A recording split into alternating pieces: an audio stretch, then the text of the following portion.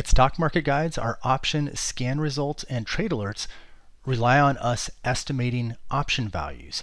Since we're a software company, we aren't actually taking these trades ourselves in our own portfolios. That would actually preclude us from being able to send trade alerts based on SEC laws. So we don't have active positions in the trades or scan results that we're alerting.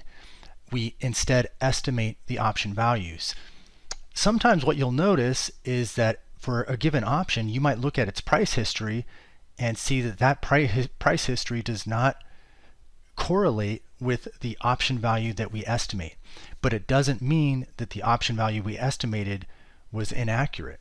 And I'm going to show you an example of that.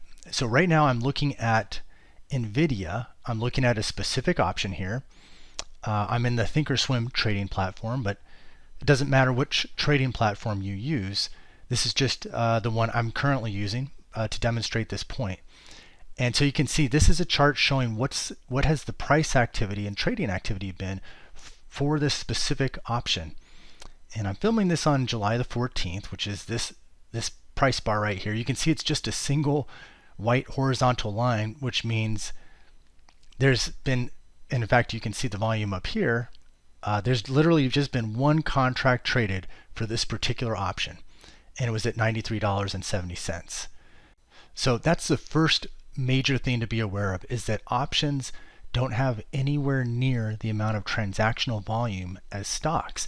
And so whereas with the stock, you can look at its price history and see basically what's the entire range of prices that you could have bought or sold that stock for in a given period. The same is not true for options because there's just not enough transactional volume. So for example, in this case, there was just one trade. It was at $93.70. If you were to say, okay, that's the entire range of prices for the day, $93.70, that must be the only price that I could have bought or sold that option for today. That would not be accurate. There was only one transaction, so we don't know the full range of value that this particular option could have had. And let me show you an example of how I can prove that to be true. Over here is an order ladder where you can go and place an order. You can see the bid and ask at any given time for this specific option. And the ask right now is $96.95. The bid is $94.05 and higher even. It's higher than $93.70. So in other words, no matter what, the bare minimum price this would be transacted for right now is $94.20 because there's bidders right here. And most likely it would be transacted perhaps somewhere between these two amounts. But the bare minimum it would sell for right now is at this point $94.35.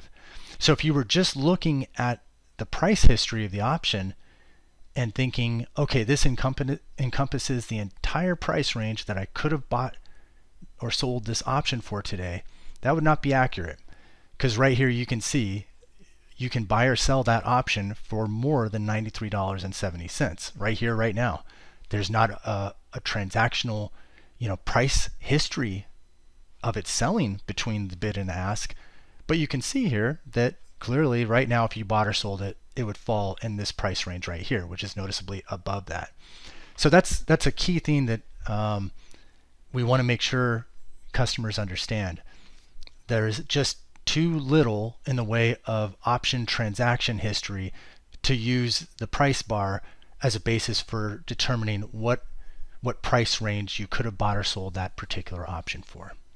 So I hope that helps add some clarity. If you have any questions about our service or about the market, you can contact us anytime. Our email address is support@stockmarketguides.com.